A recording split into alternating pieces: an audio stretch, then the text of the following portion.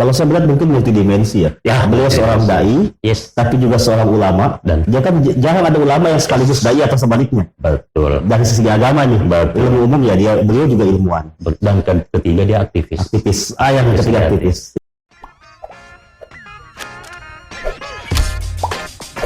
Welcome to Renaissance. Assalamualaikum warahmatullahi wabarakatuh, Sobat Renaissance. Jumpa lagi di channel ini. Kali ini sangat istimewa karena saya bersama guru saya, Pak Ustadz Dr. Muhammad Ashar. Di video kali ini kita akan mengenang seorang tokoh cendekiawan Muslim Indonesia. 15 Februari 2021 Indonesia kehilangan seorang tokoh cendekiawan yang sangat banyak berpengaruh lah dalam jagat pemikiran di Indonesia. Almarhum Dr. Kiai Haji Jaludin Rahmat. Nah, video kali ini kita dedikasikan untuk mengenang setahun wafatnya beliau bersama salah satu murid beliau yang hampir 3 dekade berguru dengan beliau. Gimana kabar, Ustaz? Alhamdulillah, alhamdulillah. Tahun 90-an awal ya? Ya, tahun 93 ceritanya. Saya ketemu beliau pertama kali itu di Bandung. Bagaimana ceritanya bisa? Saya memang di tahun itu mau belajar khusus tentang mazhab Ahlul Bait dan filsafat. Kemudian saya berdua dengan salah seorang teman di sana selama 3 bulan. 3 bulan di rumahnya beliau? Berganti-ganti ketemu beliau dengan ustadz yang lainnya juga. Oke. Sejak itu intens komunikasi dengan beliau? Sejak itu saya mulai tertarik dengan beliau, pemikiran beliau, cara beliau menyampaikan ilmu dan sebagainya, wawasan beliau yang sangat luas dan sangat dalam. Itu yang kemudian mempengaruhi saya untuk lebih jauh mengenal ilmu pemikiran beliau. Sebagai seorang murid, kesan-kesan tak ini, apa sih sebenarnya kelebihan dari, ya sebagai seorang tokoh ya, kekhasan beliau sebagai seorang guru, sebagai seorang pemikir? Saya sebenarnya sulit menggambarkannya secara lebih lengkap ya. Saking begitu luas, karismatik, dan sangat dalam kapasitas keilmuan beliau. Saya hanya mengais-ngais beberapa hal dari khasanah yang sangat luas dari ilmu beliau.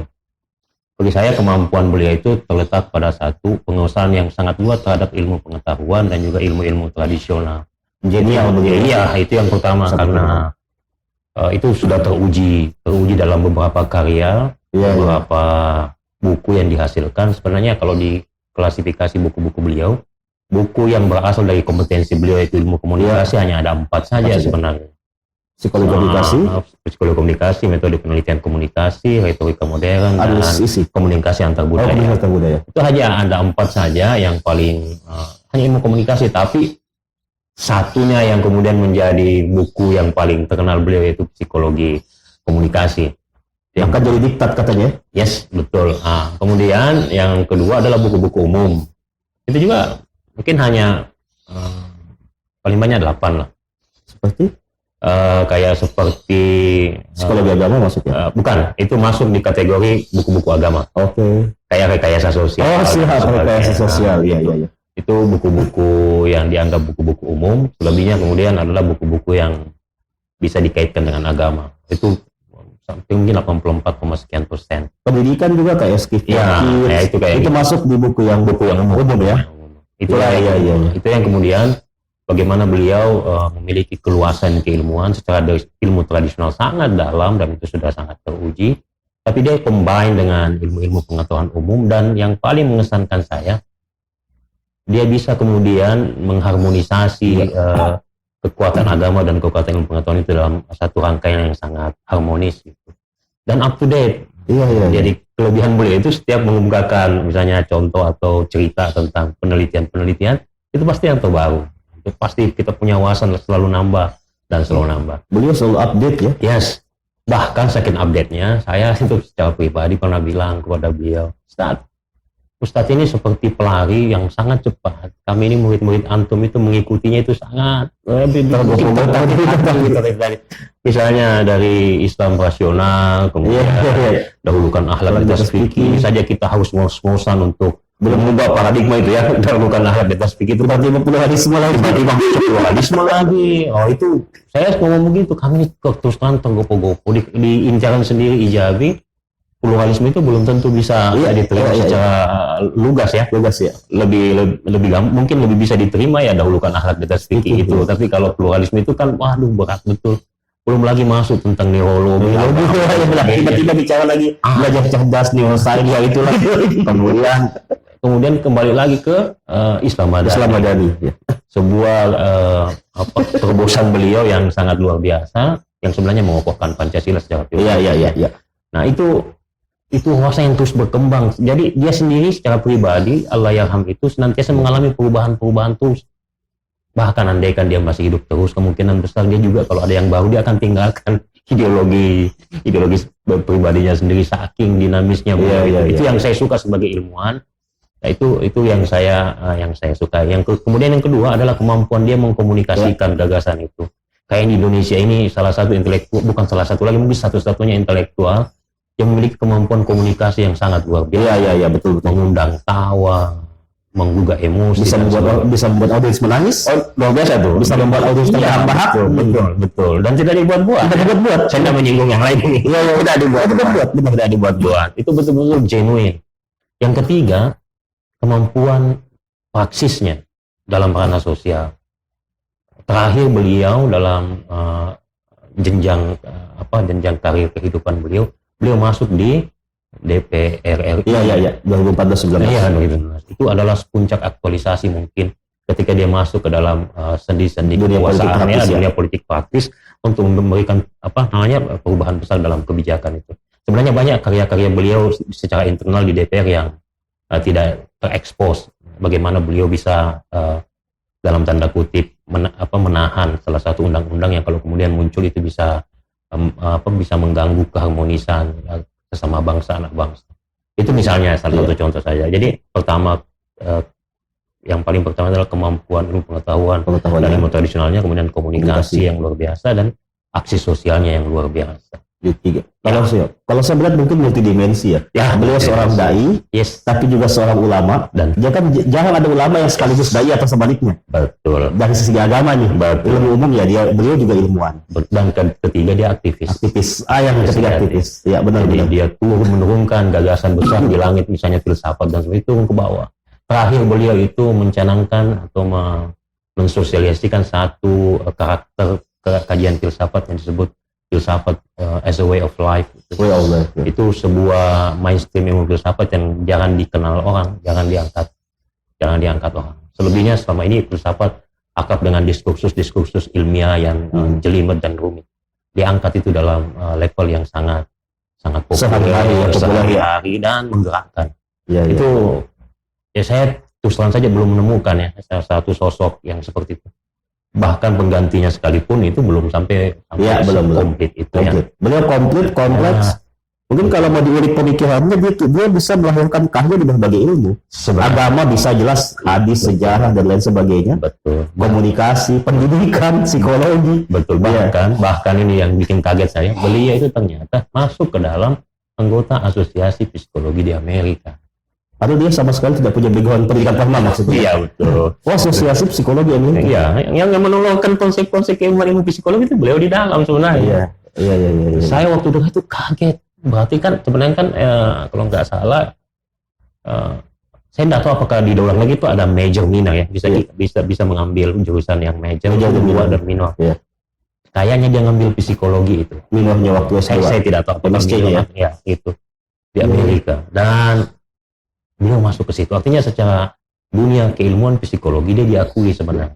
Cuma yang sampai di kita ini misalnya dia ahli komunikasi. Buku psikologi komunikasinya itu sebenarnya sudah ada di perpustakaan besar di dunia. Sudah ditranslate ya? Betul, iya.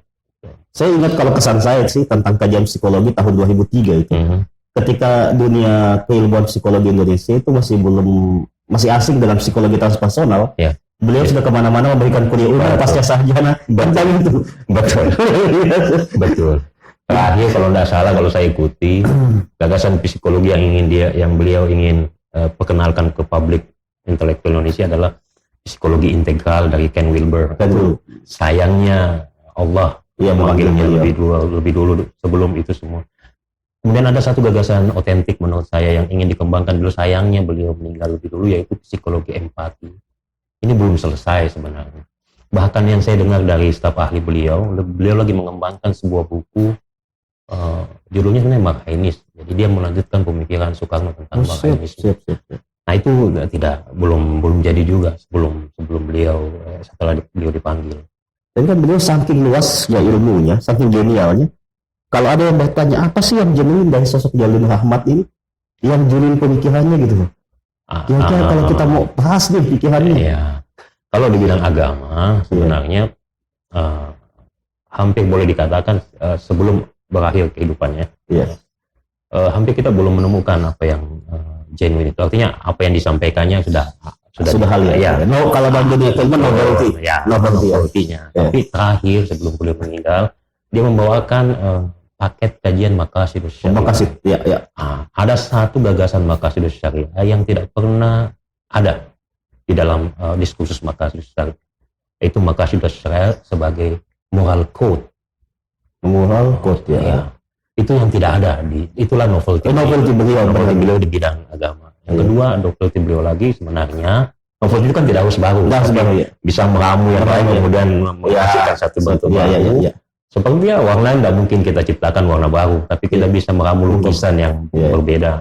Misalnya Islam Madani, itu salah satu dianggap oleh seluruh publik agama dan peradaban dan pengetahuan intelektual. Itulah novelty beliau yang luar biasa. Makanya kemudian itu juga menginspirasi saya untuk mengambil disertasi yang sebenarnya menguatkan Islam Madani itu.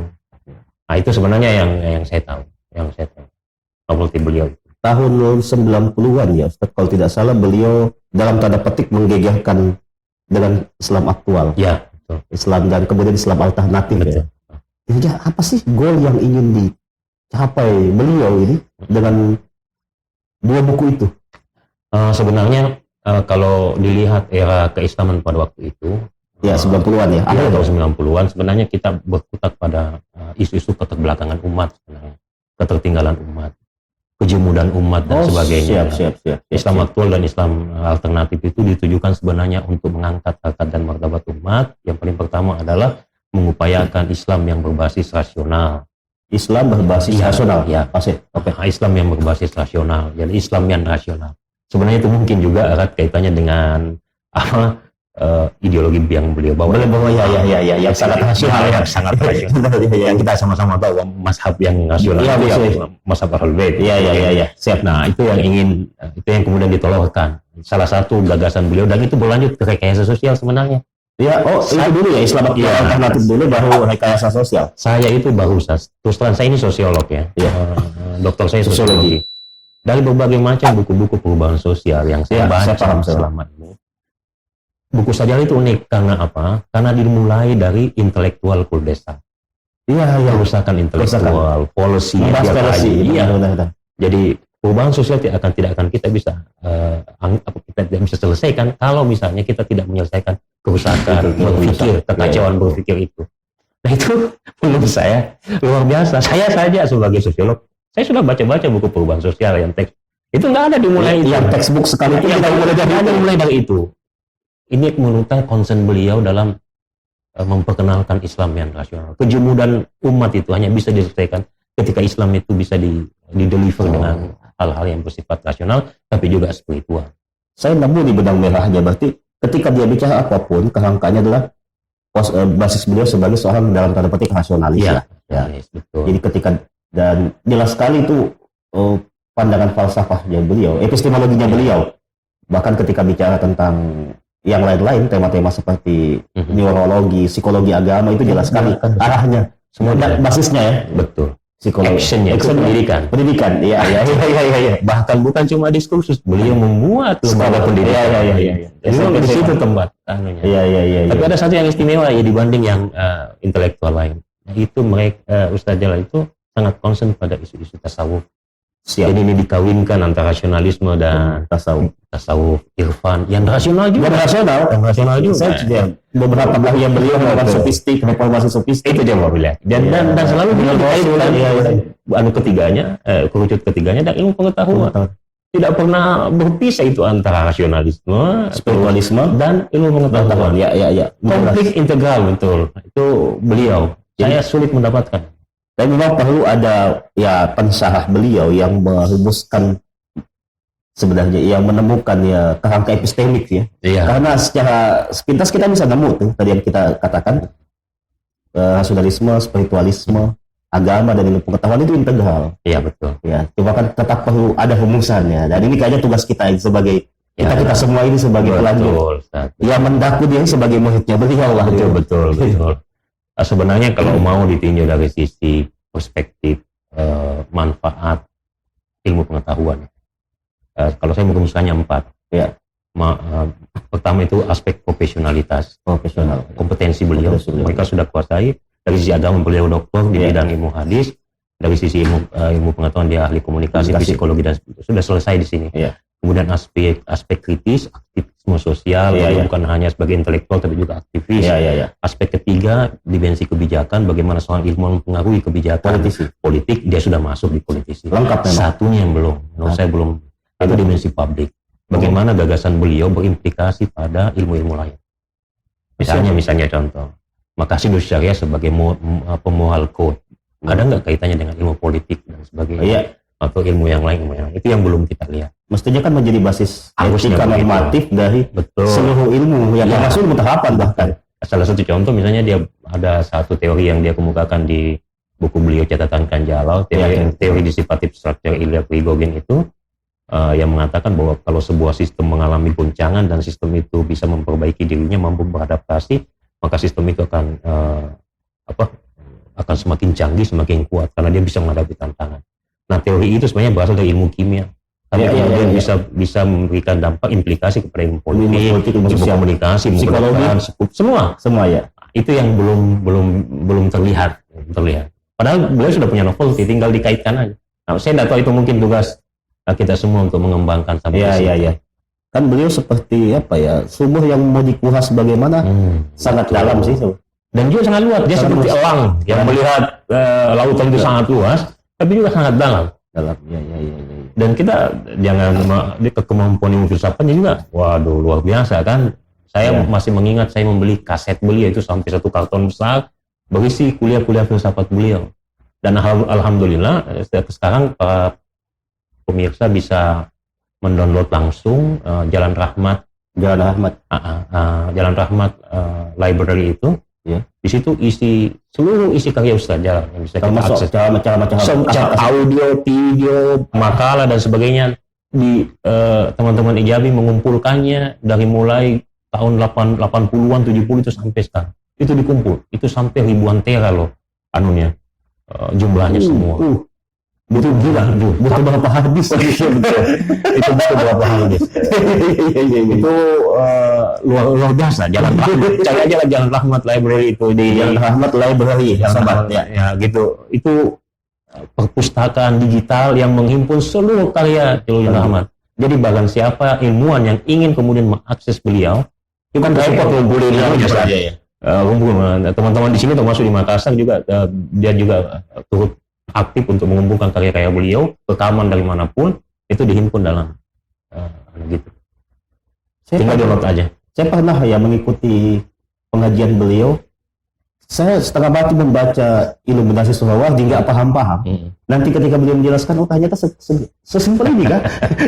Filsafat Iluminasi ya. Betul. Terus keluasan wawasan dan keluasan komunikasi itu yang mampu berpadu gitu ya. Saya mungkin Ustadz juga sudah terkenal ya, Ustadz Salam yang almarhum. Iya. Ada satu buku beliau itu Sahifah Sajadiyah. Ustadz Salam ini kan almarhum tahu betul bahasa Arab. Iya. Dia coba menerjemahkan Sahifah dan membandingkan hasil terjemahan beliau dengan Mahagung. Kesimpulannya cuma satu, kata Ustadz Salam. Kayaknya beliau ketemu ini. Ini Ketemu sama yang punya buku. Tidak mungkin bisa diterjemahkan seindah ini. Iya. Kalau tidak ada kelekatan Tuhan yang begitu kuat. Saya saja ini ahli bahasa Arab. Terjemahkan. Ketika saya bandingkan terjemahan saya, satunya kaku, rigid, kering. Satunya itu kayak mengalir betul, menyegarkan dan sebagainya. Itu kekuatan beliau itu dalam penerjemahan. Dan juga menguasai banyak bahasa. Itu kelebihan yang poligiat ya apa sih? Itu dia. Saya pernah bilang, Ustaz, berapa bahasa yang Ustaz ketahui? Dia bilang, banyak sih, puluhan. Oh, itu? Iya kah? Iya. Misalnya bilang, Inggris Australia, Inggris Australia, saya pikir itu biasa-biasa saja. Inggris Australia, Inggris British, Inggris Amerika, Arab Mesir, Arab ini, nah. Sekian. Sekian. Padahal ternyata menguasai itu susah loh. Aksen, apa, kultur berbahasa antara Inggris dengan Australia, itu beda. Nah, orang yang menguasai kelima tradisi itu dalam satu bahasa, saya bilang, wah ini jadi bukan cuma vocabulary, bukan grammar, tapi juga pada culture ya. Itu yang susah. Sosiologistik. Cara mengucapkan pronunciation antara British dengan itu kan beda. Kecuali kalau dia berbahasa Indonesia. Sundanya udah hilang. Belum lagi dia sudah menguasai bahasa Belanda itu sejak umur belasan tahun. Ada gurunya. Guru beliau itu bisa diungkap dan di buku disertasi salah seorang, saya tidak di UIN Hidayatullah atau siapa yang mengungkap 4 tokoh, Gus Dur, Nurholis Majid, Kang Jalal dan Amin Rais. Bukunya itu disertasi dan dibukukan. Sayangnya tidak dicetak lagi. Buku lama sebenarnya, Ustaz. Nah, di situ ada autobiografi beliau, misalnya dia menguasai bahasa Belanda itu sejak kecil. Gurunya anggota Garwani dan sebagainya. Iya. Itu luar biasa. Bahasa Arab dari ayah beliau dan ibu beliau dan paman beliau. Bahasa Parsi dari kecil itu. Bahkan saya dengar juga ya bahasa Perancis, Jerman. Iya, Jerman, bahasa Perancis, bahasa Cina, Mandarin ya. Itu, waduh, itu penguasaannya itu yang tidak bisa saya ikuti terus terang. Nah, saya hanya mengambil sedikit saja dari sumber yang begitu luas ini, saya mengambil hanya ini saja. Jadi saya pernah mengikuti kuliah beliau, ya itu hari saya buah mata dan nunduk ya, melihat ke bawah. Ya kemudian beliau berubah membaca bahasa Inggris gitu, teks bahasa Inggris. Saya pikir bukan beliau karena sama seperti natif saya mendengar. Pas saya angkat buka, loh masih beliau ternyata. Sampai saya kesimpulan, kecuali bahasa Indonesia kayaknya yang tidak bisa keluar dari cengkok Sunda gitu. Bahasa Perancis juga saya pernah beberapa kali dengar beliau mengutip pendapat misalnya J.J. Rousseau. Ya betul. Itu sangat fasih. Betul. Kedutaan besar Prancis saja meminta beliau secara khusus untuk menjadi kata pengantar bagi salah satu buku Jean-Jacques Rousseau, kontrak sosial itu. Nah, itulah kekuatan beliau. Dan yang satu lagi hampir saya lupa bahwa beliau sangat concern juga mengintegrasikan dengan kearifan lokal. Oh siap. Nah ini Keindonesiaan, aspek Keindonesiaan. Jadi kalaupun itu sebenarnya kalau saya secara pribadi, secara subjektif menyatakan itulah usaha beliau untuk bisa menghilangkan stigma bahwa gerakan Syiah itu merupakan gerakan eksklusif. Kayak seperti apalagi Islam transnasional. Jadi kalau Syiah masuk di Indonesia maka dia harus menjadi Indonesia. Jadi tidak ada gagasan-gagasan ekspor polusi dan sebagainya. Tidak ada seperti itu. Bahkan di ADRT kami di Jambi itu jangan jelas Pancasila sebagai asas yang paling tertinggi.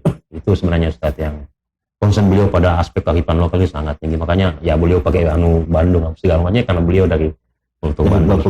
Sunda ya. Anda bisa melihat Asyura Ijabi itu sangat kental dengan aspek-aspek kebudayaan kan. Nah, misalnya pakai dulu di Makassar kita pakai ini dan sebagainya. Pakai kesenian lokal. Nah, itu yang ingin ini diwujudkan. Yang sempat bikin geger juga kan beliau akhirnya mengakui ya bahwa beliau dan bahkan mendirikan organisasi Syiah.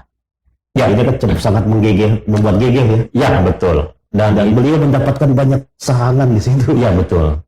Saya ingat betul waktu tahun 2000 itu setahu saya salah satu raison d'être kenapa Ijabi itu muncul karena Gus Dur. Raison d'être. Ya, siap. Di masa Gus Dur. Karena Gus Dur. Ustaz Jalal sudah bilang, kita harus segera membentuk Ijabi karena ini adalah masa kepemimpinan Presiden Gus Dur. Kalau sudah lewat, kita tidak akan bisa membentuk lagi. Ya. Kemudian ya dibentuklah Ijabi itu menghadap ke Gus Dur dan sebagainya. Jadilah Ijabi lahir pada tahun 2000 di bawah kepemimpinan Gus Dur. Makanya kemarin waktu ada acara Imlek dan Gus Dur di salah satu hotel, ada salah satu penanya Ustadz Idrus, ketua wilayah Ijabi itu mengatakan bahwa kami ini berhutang eksistensi kami Ijabi itu sangat berhutang pada Gus Dur. Tanpa beliau maka kemungkinan Ijabi itu nggak bisa lahir. Itulah yang disampaikan Mak Guru kami, betapa Tetap memang hubungan beliau dengan Gus Dur itu sangat dekat. Sangat dekat ya. Bahkan beliau kan juga dicibiri ketika oleh kalangan internal ya, ketika Ustaz Jalal itu mencium tangan Gus Dur. Itu kan nampak sekali anunya kan. Ya takzim beliau kelihatan lah. beliau. Sangat takzim. Menurut saya itu bukan taksim sekedar formalitas. Bukan. Tapi memang taksimnya memang taksim yang sangat tulus. Itu menurut saya yang paling luar biasa dari sosok Allahyarham Ustaz Jalal. Bahkan yang katanya yang paling bertanggung jawab Kang Jalal menjadi seorang pengikut Ahlul Bait ya Gus Dur.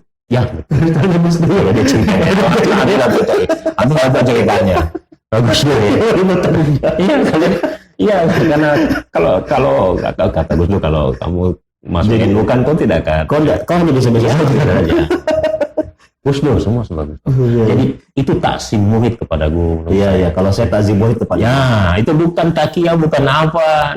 Bukan yang dibuat-buat. Betul, Ustaz. Bukan pencitraan. Dan kelihatan sekali mimik beliau ketika menyebut Gus Dur atau mengenang Gus Dur langsung ada perubahan lah. Nah, betul. Perubahan takzimnya sangat luar biasa. Iya, betul, Ustaz. Itu. Dan ada beberapa pengalaman yang saya pernah baca dan dengar, pengalaman dalam tanda petik istimewa beliau berdua, baik di Ihan maupun di Tanah Suci ya, yang dimana Kang Jalal akhirnya memahami betul ya, bahwa siapa sosok itu. Betul. Ya, kemudian Ustaz terakhir di 2003 masih ingat beliau menggegerkan kita dengan buku Dahulukan Akhlak di Atas Fikih. Ya, betul. Kalangan internal dan kalangan eksternal juga. Ya, betul.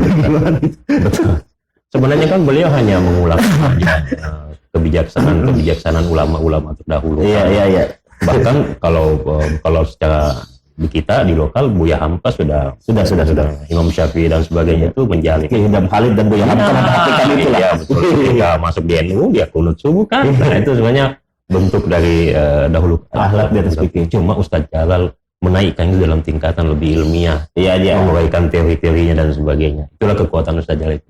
Prakteknya sudah dipraktekkan oleh para ulama-ulama yang luar biasa pada waktu dulu gitu yang Imam Syafi'i kalau ini dia ikuti ya, sebaliknya begitu. Itu biasa saja sebenarnya. Cuma di kita kan bermasalah kan. Jadi itu disalahpahami seakan-akan ya kita bisa tinggalkan padahal itu hanya berlaku ketika pada konteks interaksi antara umat Islam. Yes. Ya.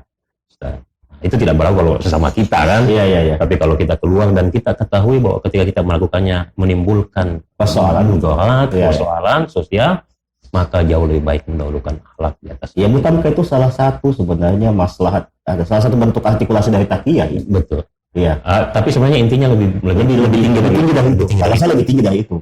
Kata Ustaz Jalal kepada kami, dan itu juga telah diungkapkan juga oleh pemimpin besar revolusi Sayyid Ali Khamenei, bahwa tugas kita semua yang paling utama adalah mendakwakan persatuan Islam apapun risikonya. Tujuannya siap.